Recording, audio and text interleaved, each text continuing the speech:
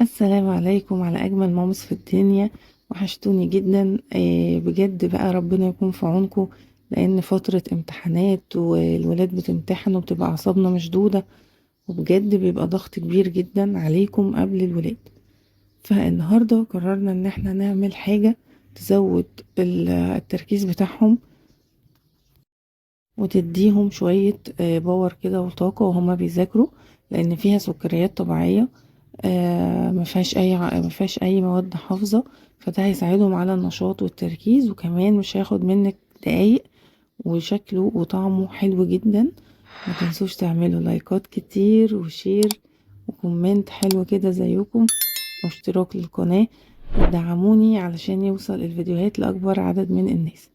هتدخلي بقى التلاجة تطلعي اي فاكهة موجودة عندك، مش شرط خالص اللي انا شغالة بيها دي. عندك تفاح، برتقان، انا هنا استخدمت تفاح وبرتقان وكنتالوب ومانجا. عندك بقى انتي كيوي، عندك جوافة، عندك فراولة. اي فاكهة متوفرة عندك طلعيها، حتى الفاكهة اللي هي قربت بقى خلاص محدش بياكلها ولا برضو بتشتغل معانا، وبتبقى جميلة جدا، لان هنعمله دلوقتي عصير حلو قوي هنضيفه عليه. هنجيب بقى التفاح، قطعته زي ما انتم شايفين كده 4 ارباع، وكل ربع بقسمه نصين وبقطعه قطع صغيرة. بالنسبة للفاكهة انا ما بحبش اقطع قطع صغيرة قوي، لان الفاكهة والخضروات لما بنقطع قطع صغيرة قوي بنكسر العناصر الغذائية الموجودة فيها، واحنا طبعا عايزين العناصر الغذائية عشان هو ده الهدف الاساسي ان احنا بنديه للولاد. هنبدأ نقطع التفاح اهو. خلصنا التفاح بتاعنا.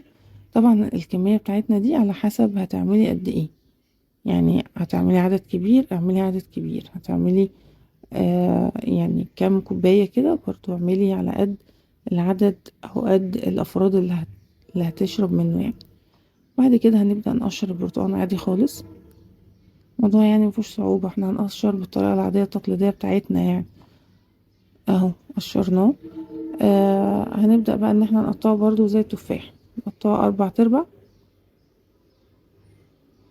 وكل نص بقطعه ربعين اهو، والربع بقسمه نصين، وبنبدأ نقطعه قطع صغيرة.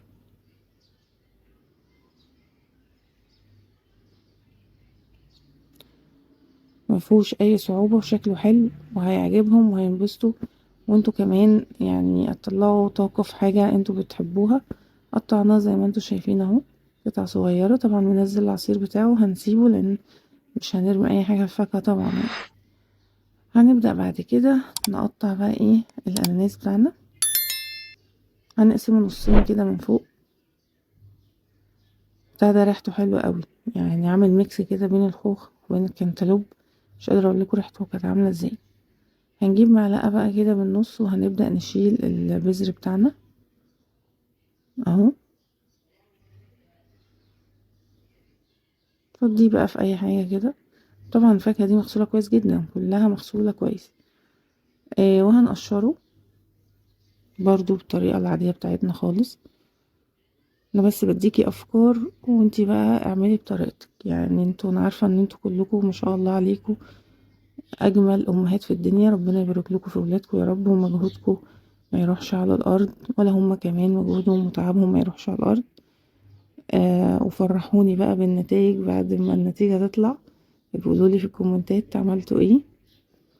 اهو قطعنا بقى، قطعنا رفيع شرايح رفيعة، وبعد كده بدأنا نقطع قطع صغيرة. ريحته جميلة، ريحته جميلة جدا. بصوا انا مبقطعش رفيع قوي زي ما انا قلت لكم، عشان ما اكسرش العناصر الغذائية الموجودة في الفاكهة. بعد كده بقى اخر حاجة خالص هنقطع الموز. انا بجد ما اعرفش الموز ده ماله صعب كده، القشرة بتاعته جامدة، تحس ان هو اصعب من حياتي. سبحان الله، لقيت حاجة اصعب بقى. قطعناه آه خالص. هنقسمه بقى نصين، وبعد كده هنقطعه. بصوا حتى الموزة من جوه صعبة، يعني تقيلة، وانا بقطع فيها مش عارفة في ايه. بس حلو يعني، كان طعمه حلو. كان عشان لسه بقى اخضر وكده ما بيتساب شوية بيستوي اهو. نقطعه بقى النص ده كده برضو، وقطعنا الموز كده. يعني قطعنا كل الفاكهة بتاعتنا قطع صغيرة. قطعنا المانجا كمان بس ما جبتهاش هنا، بس قطعناها برضو، خدنا منها شرايح كده. وعملنا كمان منها عصير مانجا، يعني خدت نص المانجاية عملتها عصير، والنص التاني قطعته شرايح صغيرة. بس انا مكنتش عايزة اطول عليكم في الفيديو، يعني بديكوا الافكار سريعة. قطعنا الموز اهو زي ما انتوا شايفين، وبقى جاهز معانا كده كل الفاكهة بتاعتي. خلاص يعني كده قطعنا كل الفاكهة بتاعتنا تمام. قطعنا الموز وقطعنا التفاح وقطعنا كمان البرتقال وقطعنا الكنتالوب تمام. وقطعنا المانجا اهو زي ما قلت لكم، خدت نصها عملته عصير والنص التاني قطعته شرايح. وكده بقت الفاكهه بتاعتنا جاهزه. طبعا عندنا جوافه تمشي، فراوله تمشي، كيوي يمشي، اي فاكهه موجوده عندك هنشتغل بيها. هنبدا نجيب الكاسات بتاعتنا اهو.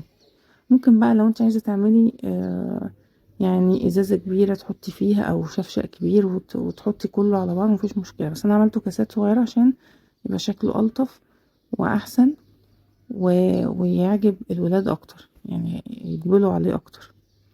حطيت تحت كده المانجا، يعني بدأت بالمانجا الاول تمام. هنا زودت الكاسات طبعا لان الكمية كبيرة. بدأنا بالمانجا اهو زي ما انتوا شايفين، بحطها تحت يعني بوزعها بالتساوي.